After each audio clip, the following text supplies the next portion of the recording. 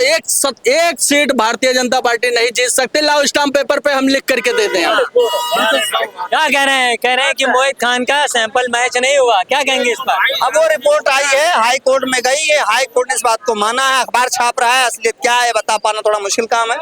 लेकिन ये स्वाभाविक बात है, जो 70 साल 80 साल का व्यक्ति इस तरीके का नहीं होगा। जब 70 सालों में उसने किसी के साथ विश्वासघात नहीं किया है, तो ये कहीं ना कहीं राजनीतिक रूप से दिया गया था। और जब भी किसी महिला के साथ रेप की घटना होती है तो 99% जो है रेप की जो घटनाएं होती है, महिलाओं का संपर्क मतलब पुरुषों से पहले होता है। और जब कोई बात नहीं बनती है लेन देन की, तो उसके बाद जो है इस बात को फंसा दिया जाता है, रेप का रूप दे दिया जाता है।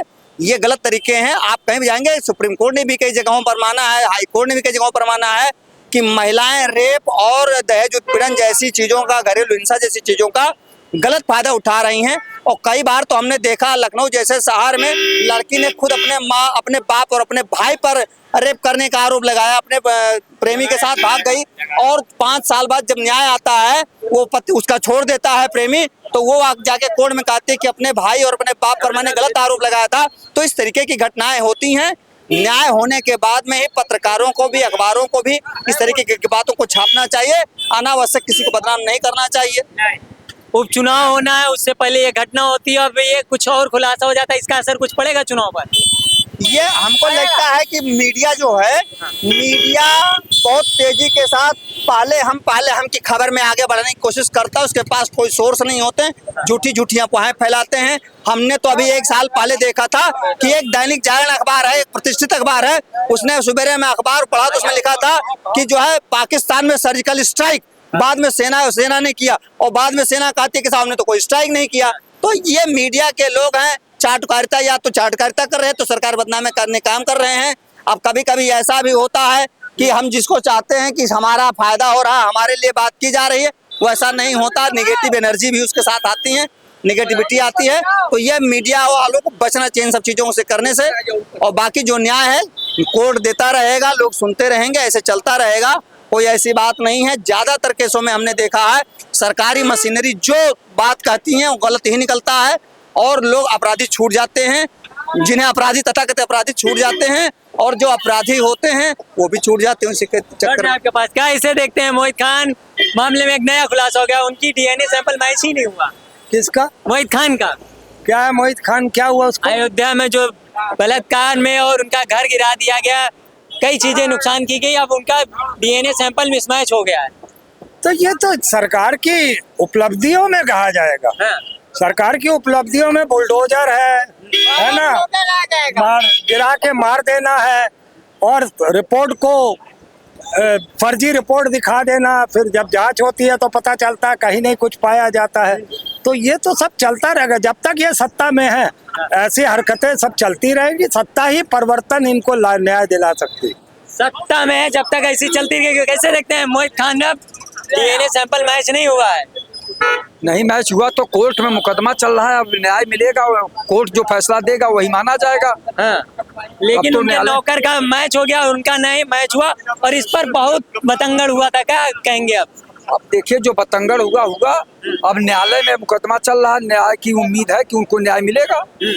इसका फर्क कुछ चुनाव में पड़ेगा क्योंकि कुछ समय बाद उपचुनाव होने हैं मिल्कीपुर विधानसभा में।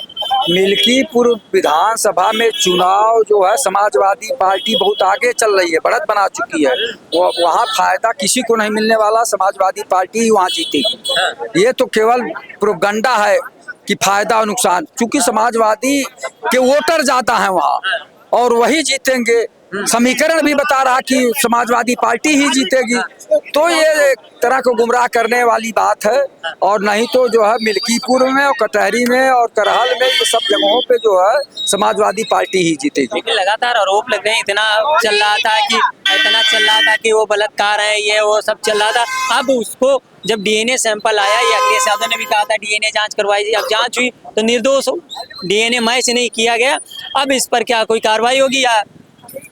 कोई कार्रवाई नहीं, न्यायालय में चल रहा मुकदमा है। तो अब जो आएगा फैसला, निर्णय जो आएगा हाई कोर्ट का, तब उसके बाद जो है ये मान लिया जाएगा। अब हाई कोर्ट को देखना है, वो कई एंगल से वो लोग देखेंगे, परखेंगे, उसके बाद जो भी फैसला आएगा वही मान्य होगा।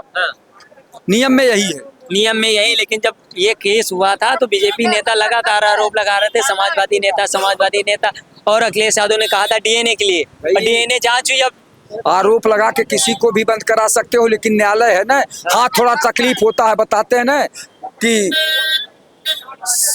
सत्य परेशान हो सकता है, पराजित नहीं। तो अब न्यायालय में गया है, न्यायालय का जो भी आदेश होगा वो सर्वमान्य है। सर्वमान्य है। इधर आइए। हाँ बताइए। ये मिठाई में मिलावट बहुत हो रहा है। काय में? मिठाई में मिलावट कैसे हो रही है? हाँ, मंदिर में जाते हैं सब लोग, पुलिस वाले पूछते हैं हाँ। हमको भी योगी बनना है। योगी कालिदास मार्ग जाइए, मुख्यमंत्री जी मिलेंगे, उनसे गुड़ ले लीजिए। बहुत मिले हैं। हाँ। हाँ, मिलते नहीं हमको। कौन योगी जी मिलते नहीं? नहीं। वो तो रोज जनता दरबार लगाते हैं। हमको नहीं मिलते हैं। अयोध्या में बताइए आप। हाँ हमारा लियो।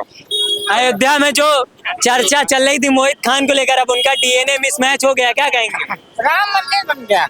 अयोध्या में जो वो चल रहा है ये मेला, आप सभी को जो है मोस्ट वेलकम है। जय श्री सुनिए, राम। चुनाव से पहले जो चर्चा थी मोहित खान को लेकर, एकदम विराम लगा दिया, क्योंकि डीएनए रिपोर्ट कुछ और ही कही गई। उम्मीद जो थी वो रिजल्ट नहीं आया, और इसका असर चुनाव में कितना देखने मिलेगा ये तो आने वाला समय बता देगा।